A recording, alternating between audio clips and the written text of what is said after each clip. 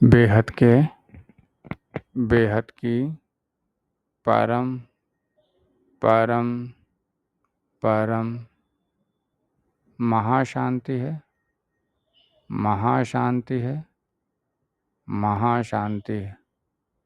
आइए एक कदम almighty authority की ओर सीरीज में आज का टॉपिक है तकदीर की रेखा परिवर्तन करने वाले बेहद के बाप।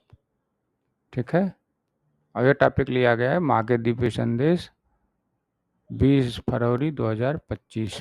ठीक है, तो समझते हैं तकदीर की रेखा परिवर्तन करना, जिसे कहते हैं ना किस्मत की रेखा बदल देने,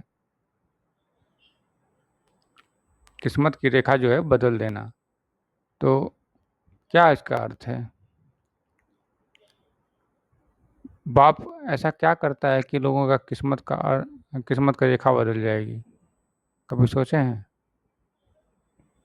बाप ज्ञान देता है और ज्ञान ही सबकी किस्मत की रेखा बदल देता है, क्योंकि ज्ञानी ज्ञान से जीवन जीता है और अज्ञानी अज्ञान से।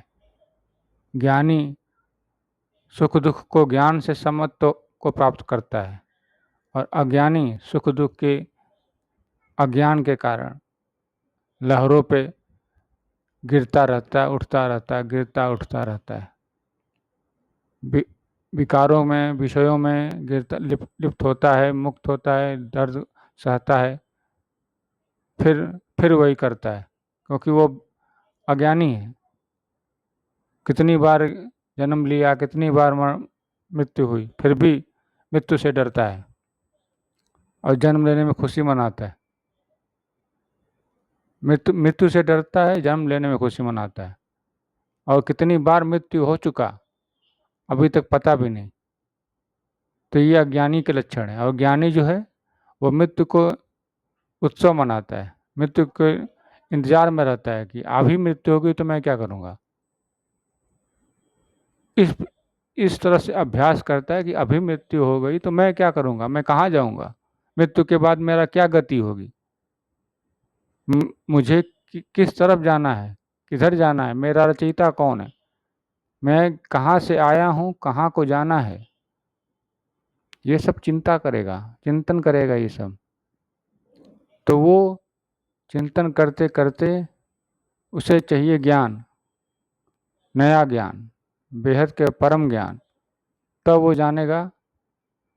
उसके आत्मा में रिकॉर्डिंग है, पहले से है। बापूजी बताते हैं कि हर एक की आत्मा में उसकी रचयिता की रिकॉर्डिंग है, कहाँ से वो आया है, कहाँ से उसे जाना है। बस बात यह है कि उसे पता ही नहीं है, किसी को पता ही नहीं है, क्योंकि सब अज्ञानता में जी रहे हैं। बहुत कम लोग हैं जो जानते हैं कि कहाँ से आए हैं और वहाँ पे कैसे जाना है। जान लिए कि कहाँ से आए हैं, लेकिन जाने का तरीका भी नहीं मालूम, तो फिर क्या मतलब। कोई जान ले कि मैं अमेरिका से आया हूँ, अमेरिका जाने का कोई रास्ता ही नहीं मालूम मुझे, तो फिर क्या मतलब उसका, कुछ मतलब नहीं। और जानता तो हूँ मैं अमेरिका से आया हूँ, मैं यहाँ का नहीं हूँ, लेकिन आगे जाऊँगा कैसे। तो उसके लिए उसे उसे जानना पड़ेगा कि ये फ़्लाइट यहाँ से पकड़नी है, ये फ़्लाइट यहाँ से फिर यहाँ जाती है, फिर यहाँ से वहाँ जाती है, फिर उसके बाद पहुँचा देती है, या कोई डायरेक्ट फ़्लाइट होगी वो जाती होगी। उसी तरह सबको अपने रचयिता के पास जाना है, लेकिन जानता कोई नहीं मेरा रचयिता कहाँ है। क्यों? क्योंकि ये 5 तत्वों का जो आवरण है ना शरीर का, स्थूल तत्वों का, ये इतना मोटा हो गया है, इतना मोटा है अंदर से कि आत्मा को भुला देता है कि तुम कहाँ से हो। कुछ भी किसी को नहीं पता चलता, भूल जाता है। ये तत्वों का आवरण जो है आत्मा पर बोझ है, बोझ। तो इस बोझ से मुक्त कराने का ज्ञान, ये इस बोझ से मुक्त कराने का ज्ञान से ही तकदीर की रेखा बदलती है।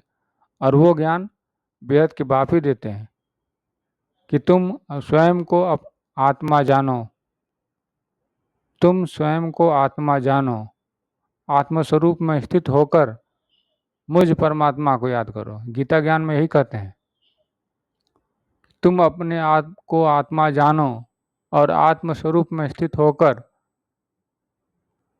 मुझ परमात्मा को याद करो तो मैं तुम्हें अपने साथ ले जाऊंगा। कहाँ? जहाँ वो रहते हैं। कहाँ वो रहते हैं? ये तो बापू जी ने बताया है कि वो तो बेहद के कला के ब्रह्मांड में रहते हैं।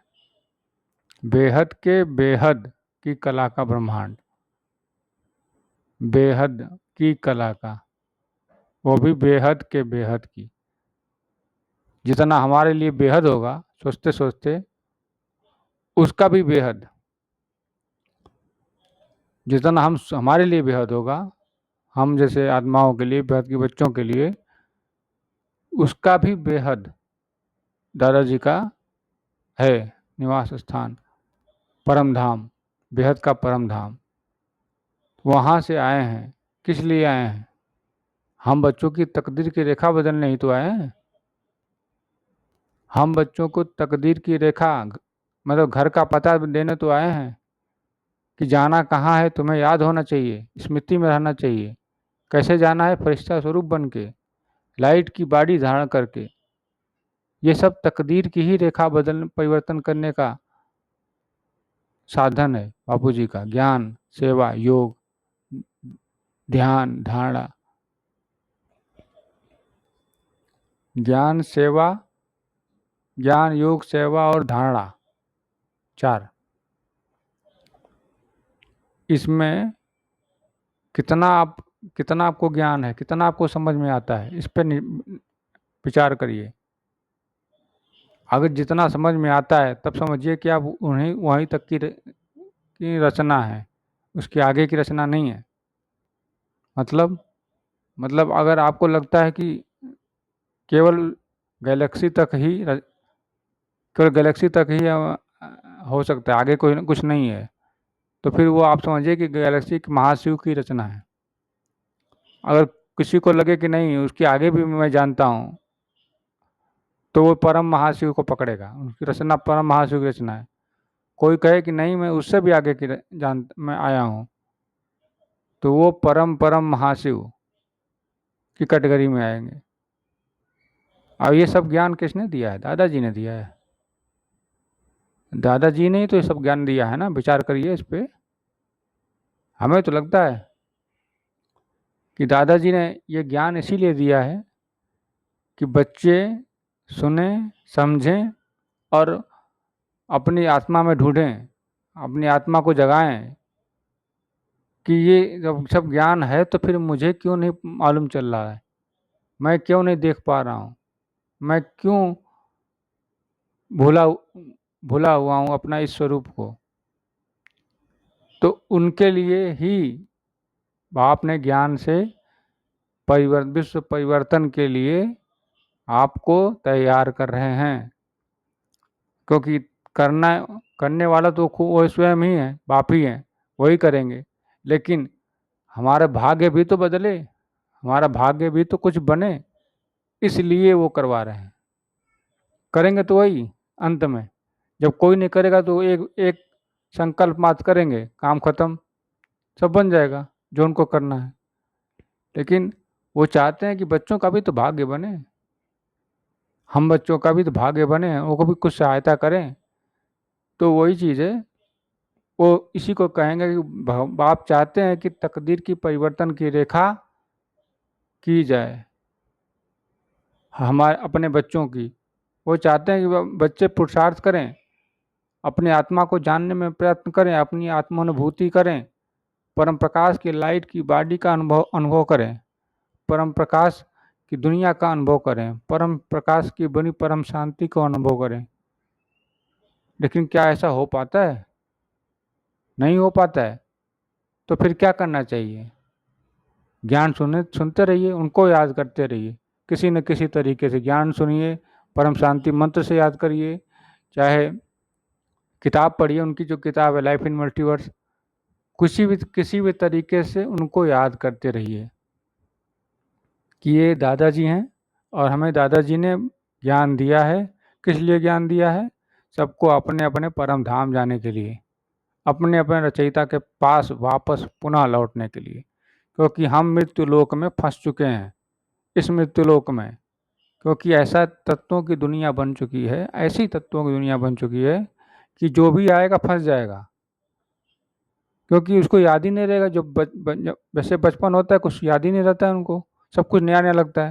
लेकिन कितनी बार जन्म ले चुके हैं फिर भी नया नया लगता है, फिर भी सब कुछ लगता है कि कितना बदल गया, कितना लेटेस्ट हो गया, लग रहा है लेटेस्ट मॉडल आ गया धरती का। मैं पहले कैसा था अब कैसा हो गया, बदल रहा है धरती।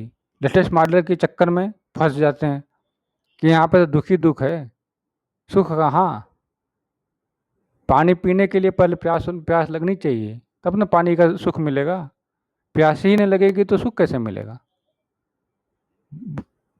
खाना खाने का सुख तब मिलेगा जब भूख लगी होगी, भूख ही नहीं लगेगी तो कैसे सुख मिलेगा।